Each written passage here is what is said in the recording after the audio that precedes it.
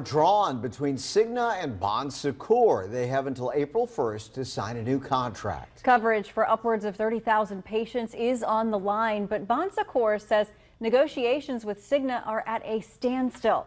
Raven Brown on your side at 6 with what this means for you. Well, right now there is still time for a deal to be reached between Cigna and Bon Secours, but the two have been negotiating for months with really no movement, and that's causing concern for the Catholic healthcare system.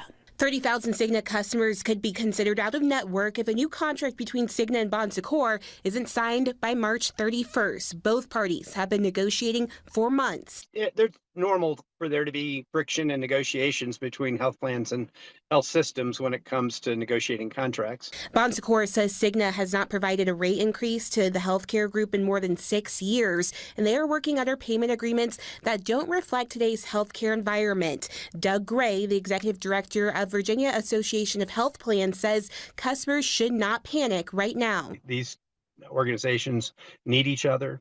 The fact that there are 30,000 people involved means that's a lot of business for both sides. And so they have every reason to come to an agreement, and they eventually will, but it takes time. He also says rising healthcare costs are impacting everyone. Adding new legislation was passed last year, ensuring continuity of care of patients 90 days after an expiration of a contract if a deal is not made. And the idea is if you have an appointment, you shouldn't have to reschedule just because their negotiations are taking longer than expected. In the meantime, Bon Secours also sent letters to families giving them a heads up about this so they can start putting plans in place. That during that period, they'll come to an agreement and then people won't have any sort of disruption.